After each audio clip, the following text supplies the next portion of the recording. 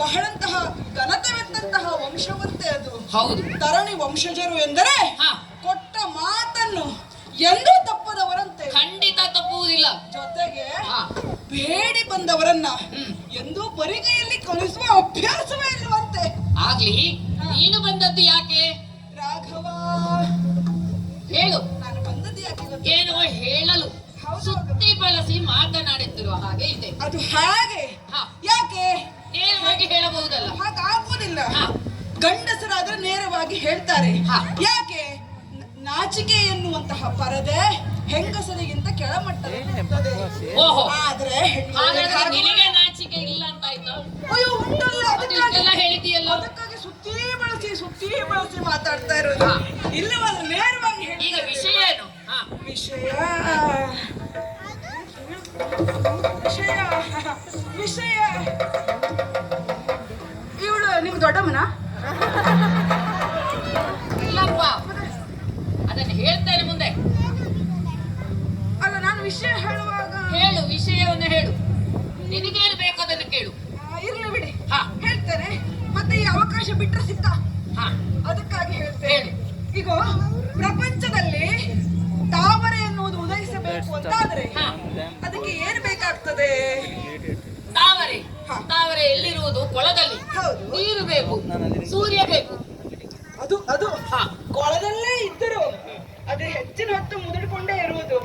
ಆದ್ರೆ ಅದು ಅರಳುವುದು ಸೂರ್ಯ ರಶ್ಮಿ ಬಿದ್ದಾಗ. ಖಂಡಿತವಾಗಿ. ಹಾಗೆಯೇ ಸರಸಿ ಜಾಂಬಕಿ ನಾನು, ತರಣಿ ಪ್ರಕಾಶ ನೀನು. ಅದದು ಅರ್ಥ ಆಯ್ತಾ? ಬಿಡಿಸಿ ಹೇಳ್ಬೇಕಾ? ನಾನು ತಾವರೆಯಂತೆ, ನೀನು ಸೂರ್ಯ ರಶ್ಮಿಯಂತೆ. ನಿನ್ನ ರಶ್ಮಿ ನನಗೆ ಸೋಕಿದಾಗ ಮಾತ್ರ ಈ ತಾವರೆ ಅರಳಲು ಸಾಧ್ಯ. ಅರ್ಥ ಇನ್ನೊಂದರಲ್ಲಿ ಕೊಡ್ತೇನೆ ಬೇಕಾದ್ರೆ. ಹೇಳು. ಈಗ ನನ್ನ ಸರಿಯಾಗಿ ನೋಡಿದ್ಯಾ? ಹೇಗೆ ನೋಡಿದ್ದೇನೆಪ್ಪ, ನೀವು ಸುಂದರಿ.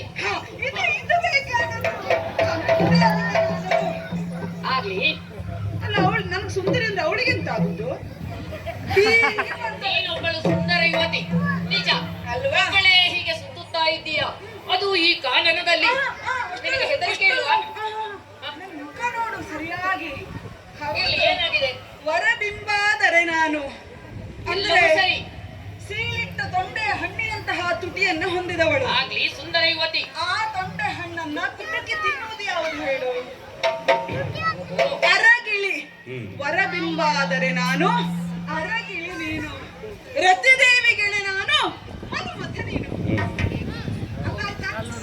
ಮದನನ ಪಟ್ಟದ ರಾಣಿ ಮೊದಲೇನೆ ಬಂದುದಿಲ್ಲ. ಮದನನ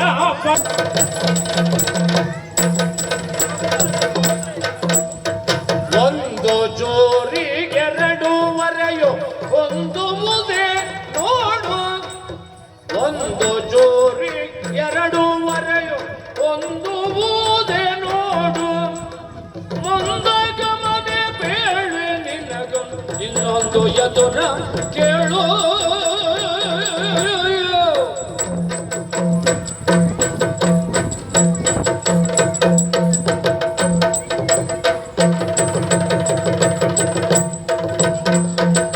ಮುಂದಗಮನೆ ಬೇಳೆ ನಿನಗಿನ್ನೊಂದು ಎದುರ ಕೇಳು.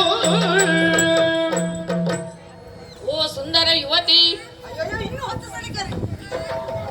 ಸ್ವಲ್ಪ ತಡೆ, ಅವಸರ ಬೇಡ. ನಿನ್ನ ಯೋಚನೆ ಏನೋ ಸರಿ, ಆದ್ರೆ ಏನು ಮಾಡೋಣ ಹೇಳು? ಏನು?